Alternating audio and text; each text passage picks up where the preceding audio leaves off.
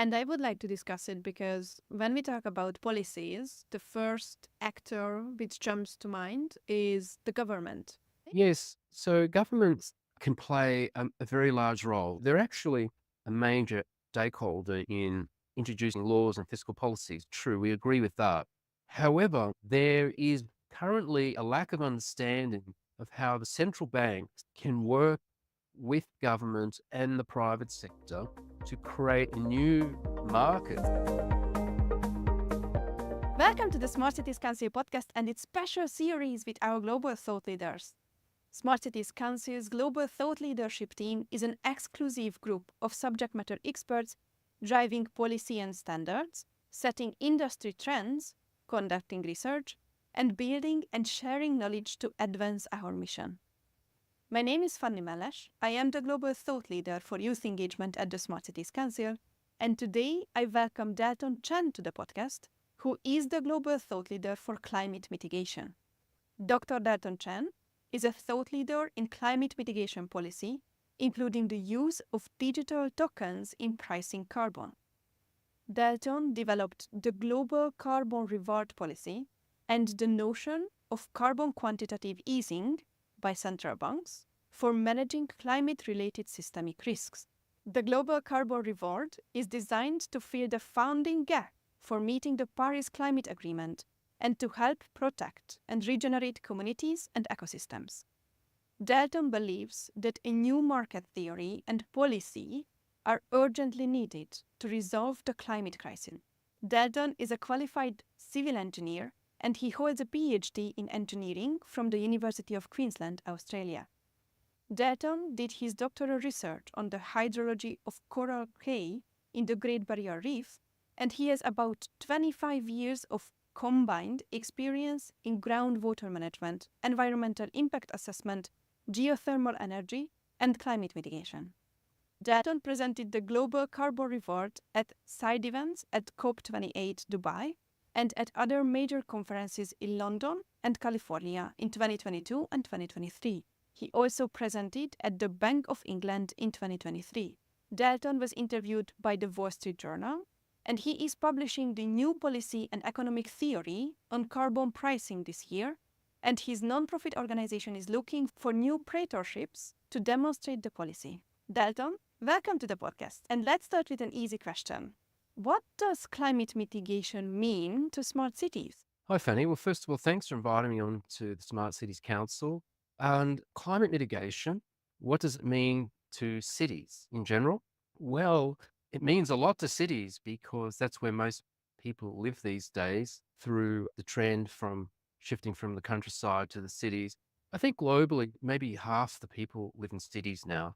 So these are the places where people live in high density environments. So for people in cities, there is the personal experience of extreme weather events and rising temperatures. Could be heat waves if you're living in India, for example.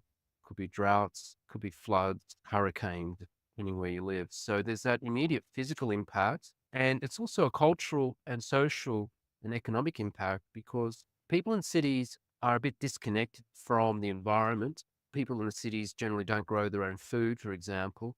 So there's a kind of an emotional and cultural concern that not only are we disconnected from the environment living in the cities, but we are also maybe spiritually and culturally disconnected from the earth.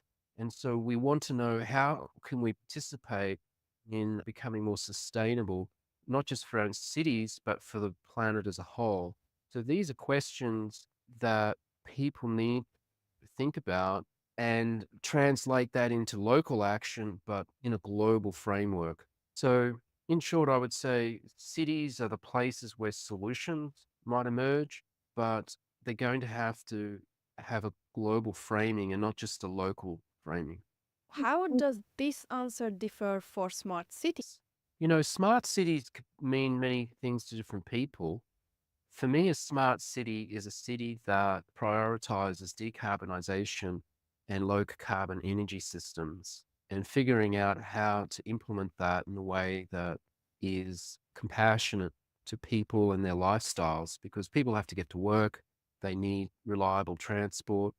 Here in Australia, for example, we're very car dependent. I just read in the news just today, actually, that the Brisbane City Council is putting forward a plan to make a flat fee for public transport of 50 cents a trip.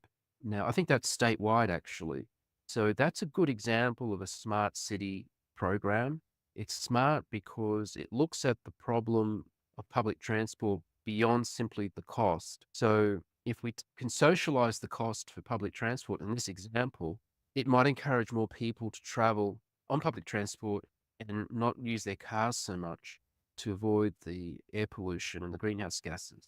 So that's a good example of a smart city to use policy to influence human behavior. And this is actually what I'm looking at, except in a global framing. And the socioeconomic relationship that I'm trying to promote is called carrots and sticks. So in the case of the bus fare or the public transport, it's not really a stick, but it is a cost to travel. And by subsidizing the cost of traveling public transport, that's a carrot, and that can solicit the kind of cooperation we need to reduce emissions. With the work I do in the carbon reward, it's a global carrot specifically targeted at different industries and sectors, including the energy sector, to decarbonize quickly as possible based on these conditional grants, these debt-free grants. And we can talk about that if you like. So in my mind, a smart city looks at the climate change problem in how it can innovate in public policies financially, economically, knowing that it's a global problem and we need to do something locally as part of a coordinated global effort. I really like that you talk about incentive systems and that you also think in a global framework but in local actions. That sounds very forward thinking. Do you feel that this kind of incentive system thinking is coming to the foreground and there is more and more action like that?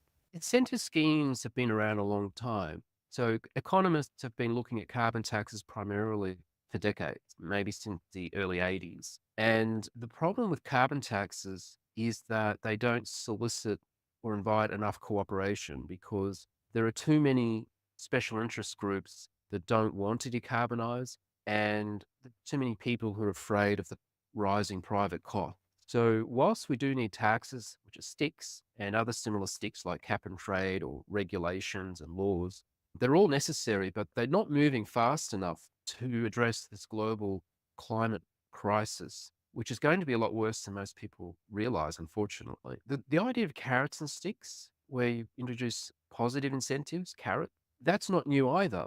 It's, carrots and sticks is an ancient concept.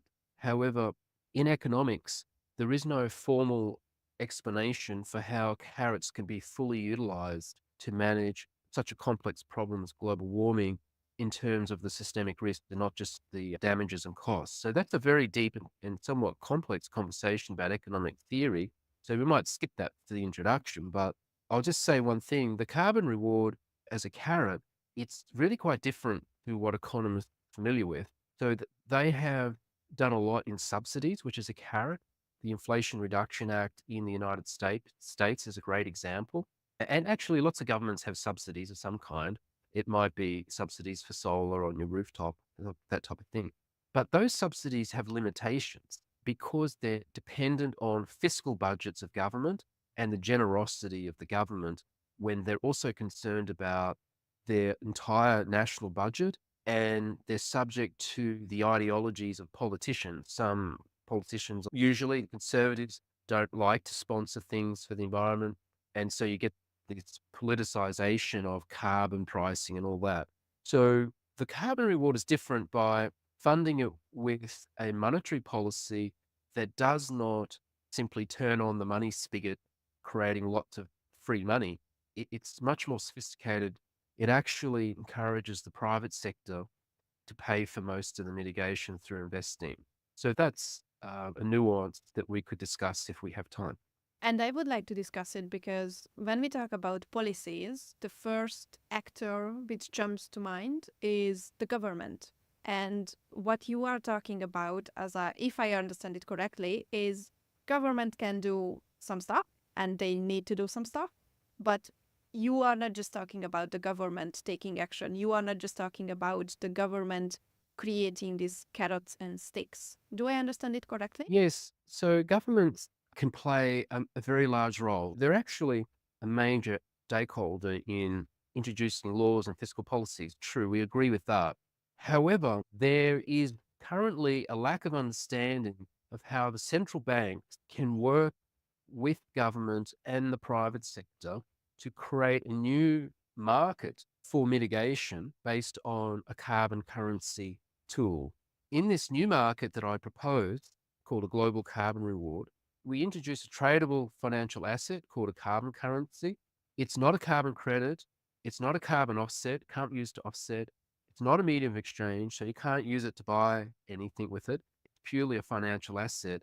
And it's used to stimulate, or I should say, fund, finance all kinds of mitigation at the speed and scale we need. And then through a policy from central banks to underwrite a rising price floor, the carbon currency becomes a investable asset. So because it's investable, the private sector will buy it. It has very good low risk features as an investment. In a way, it could function something like gold. Gold is an interesting analogy. So gold is actually purchased by central banks and government as a hedge against sovereign risk and inflation. Here we have a carbon currency that central banks will buy and the private sector will buy to fund mitigation, but it also becomes a hedge against systemic risks of climate change. So there's a certain logic in this that resonates well with existing mandates of central banks.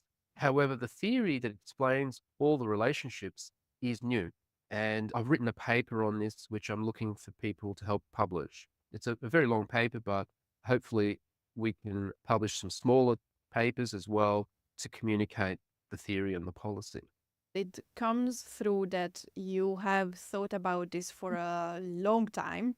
So it would be amazing to understand why did you arrive to the carbon reward and what has been your journey towards this specific field? Yes, it's difficult to explain quickly how I could possibly come into this field.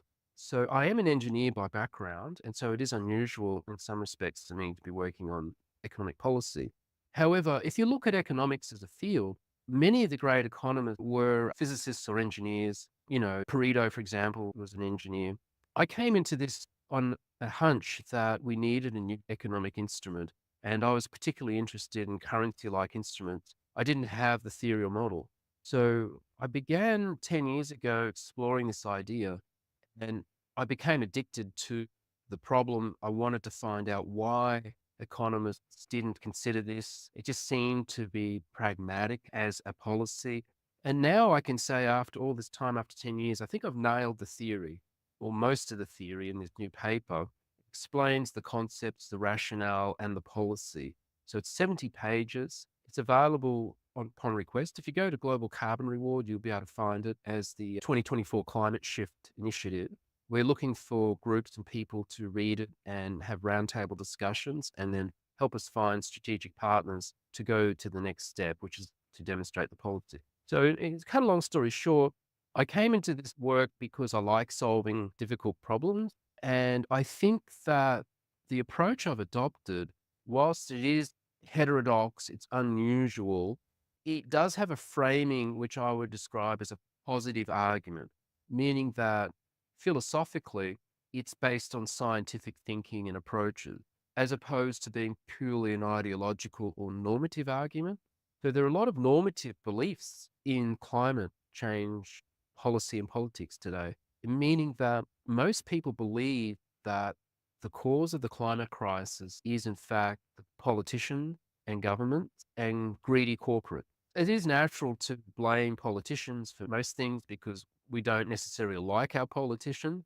And a lot of these corporates are greedy. So there are good reasons to think like that. However, what I'm saying is actually a bit different. I'm saying, look, it does look that way, but it's also very possible that the reason we're in this climate crisis is because the theoretical framework in neoclassical economics simply isn't sophisticated enough to deal with climate change, which is a much bigger problem than a normal market failure. So this market failure, I'm saying, Fanny, that it's actually a systemic market failure with particular features which are explained in the paper. Now, I assume that this is one of your biggest concerns, that economics has been misunderstanding the climate change and how it can influence the markets. And I would love to know, what are the biggest challenges you see in this field? Well, the big challenge at the moment, before I came along at least, was to overcome the political gridlock for any policy. If you look at taxes and regulations, for example, they are not easy to implement. In Australia, there's been a very long and painful political debate between major parties and the Green Party over carbon pricing. I think governments have been destroyed over carbon pricing politics. So it's a bit of a story that nobody wants to touch anymore in Australia. That's carbon pricing. So that political gridlock, what I argue is that it's not just the political system, it's the financial system, the way that our money is created and the way investments are structured around debt and interest rates, expected profit. So the lender expects to make a profit over lending or investing, and the borrower has to pay interest on debt. So in this environment, which is structural to the whole financial system, it puts a lot of pressure on everybody, including businesses and individuals, to make a profit. And whenever we see these strong prices or taxes coming over the horizon for carbon, everyone wants to ignore it or run the other way. A lot of people don't want it. And so they create this status quo where they don't actually fight against it, but they know simply doing nothing will avoid the consequences in the short term. So this political gridlock, I argue, is function of the financial system, and the policy global carbon reward, it circumvents that by creating debt-free funding that does not actually result in any charges for the government or businesses or individual. It's kind of interesting how it works, but it takes the cost off everyone's balance sheet by creating a new investable asset and backing it by central bank. And that's the secret to the carrot, the big global carrot, which is more advanced than simply a grant, a subsidy like the Inflation Reduction Act. We're going beyond the Inflation Reduction Act, create a systemic change that can fund mitigation globally for forever, for decades, for centuries, forever.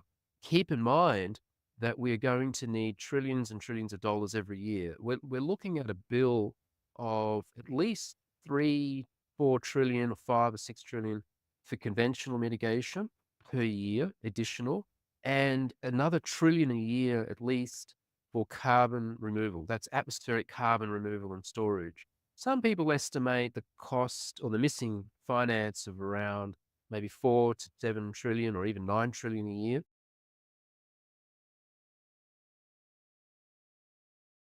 It's hard to know exactly how much it will really cost, but it's going to be at least 3 to 4 trillion a year. And at that level of funding, it's difficult for any single country to manage that, or almost impossible. So the policy solves this problem by monetizing the cost and sharing it across the world economy through the coordinated actions of central banks. And it becomes an equitable and fair way to manage these costs, takes it off the balance sheet of government, takes it off the balance sheet of corporate and citizens, and then we can cooperate with this new arrangement. So, I assume in your mind, the global carbon reward is an opportunity. What are the biggest opportunities in climate mitigation, according to you? Well, currently, there are not too many opportunities, in the current status quo.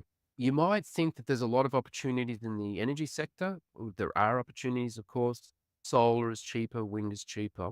However, the levelized cost of energy, although it might be lower or comparable than, say, renewables now are competitive with fossil fuel, that might be true.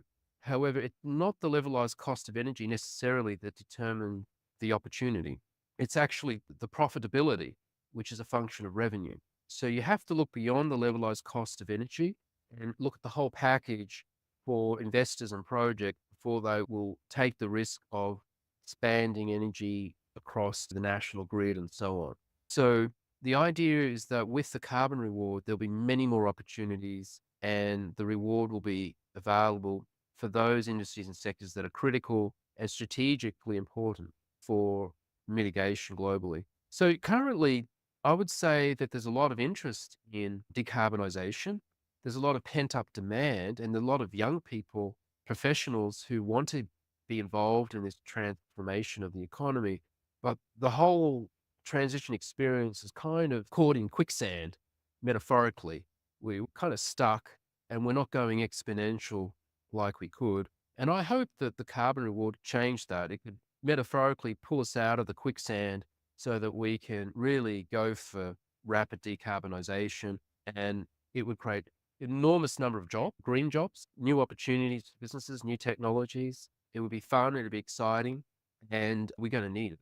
What would you recommend for someone who wants to learn more about the global carbon reward and also about climate mitigation? Well, in terms of climate mitigation in general, if you want to learn more, the internet's full of YouTube videos and Wikipedia. You could definitely start there.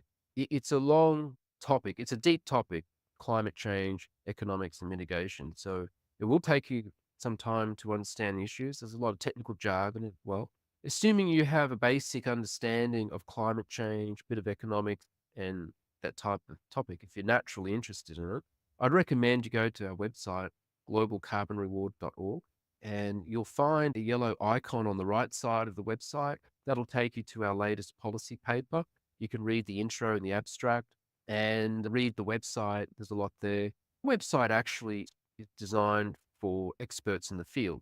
So maybe if you're not really that interested in the details, our website also has news on carbon coin and articles you can find through the main menu. That sounds very informative. And Dalton, you have been very generous with your time and your answers. So, as a last question, do you have any closing comments or requests for the audience? Yes, I'd love people who are watching this, if they were part of an organization or if they themselves personally would like to support the Carbon Reward Project, to have a quick look at our website and consider reaching out with some strategic help. We don't have strategic partners at this stage, and we want to raise some money to undertake a policy demonstration. And ideally, we would be undertaking this demonstration with a few countries involved. And it could also be done through cities. So there are the C40 Cities organization, there's Smart Cities Council. Cities have a lot of capacity to make things happen because they're not complicated by federal politics and that type of thing. So if you're in a city council or if you work for a large corporate and you'd like to get involved in this exciting project, please reach out. You can get my details from Smart Cities Council or from our website. Thank you so much. If you want to learn more about Dalton, links will be provided in the show notes, and the Smart Cities Council website can inform you even more. What have you learned from this interview? What questions do you have after listening to Dalton? What would you like to know more about? Let us know on the Smart Cities Council website or on LinkedIn. Look out for other episodes with the global thought leaders or topical discussions, and thanks for tuning in.